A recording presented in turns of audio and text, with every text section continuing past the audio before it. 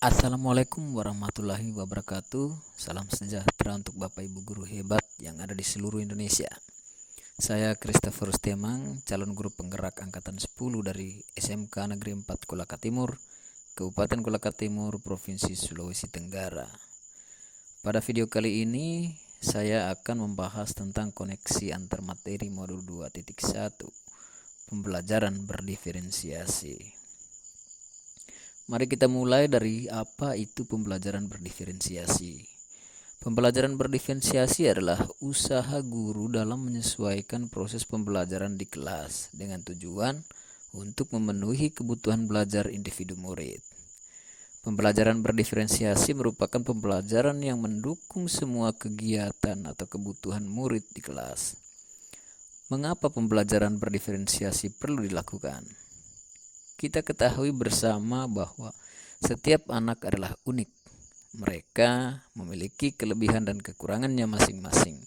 Begitu pula dengan minat, gaya belajar, kebiasaan pola pikir, kemampuan literasi, dan lain-lain pasti berbeda-beda. Maka dari itu diperlukan usaha guru untuk dapat memenuhi kebutuhan belajar murid yang berbeda-beda tersebut agar mereka merasa nyaman dan senang saat belajar di kelas, yang pada akhirnya tujuan pembelajaran dapat tercapai. Pertanyaannya adalah, bagaimana cara guru melakukan pembelajaran berdiferensiasi di kelas? Untuk melakukan pembelajaran berdiferensiasi, guru harus memahami tujuan pembelajaran terlebih dahulu, kemudian mengetahui dan merespon kebutuhan belajar murid, menciptakan lingkungan belajar yang membuat murid jadi nyaman saat belajar, melakukan manajemen kelas yang efektif, serta melakukan penilaian berkelanjutan. Dalam hal pemenuhan kebutuhan belajar murid, guru harus memahami 3 aspek penting, yaitu kesiapan belajar murid, minat murid, dan profil belajar murid. Yang pertama, kita mulai dari kesiapan belajar murid. Untuk mengetahui kesiapan belajar murid, maka guru harus melakukan penilaian pengetahuan awal dan menentukan apa yang telah murid ketahui dan di mana posisi murid berada. Yang kedua, minat murid. Minat setiap murid pasti berbeda-beda. Minat merupakan salah satu hal penting yang akan memotivasi murid untuk terlibat aktif dalam proses pembelajaran. Lalu yang ketiga, profil belajar murid.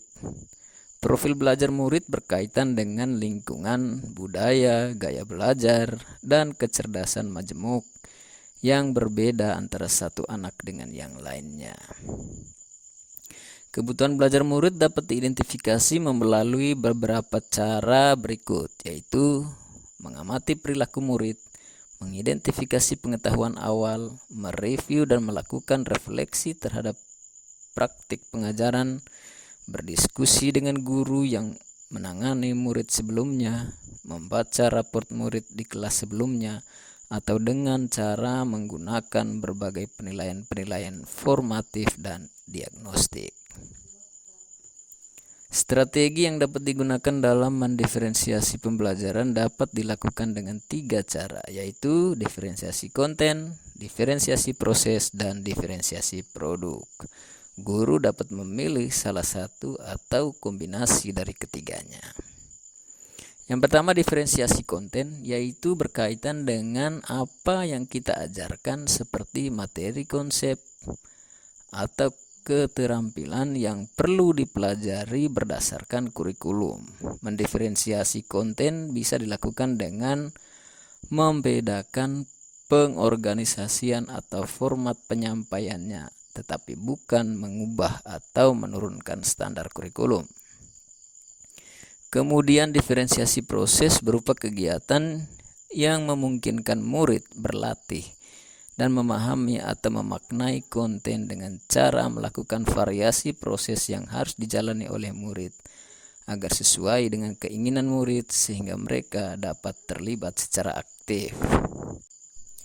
Kemudian yang ketiga adalah diferensiasi produk, berupa bukti yang menunjukkan apa yang murid telah pahami dengan cara membedakan atau memodifikasi produk sebagai hasil belajar murid.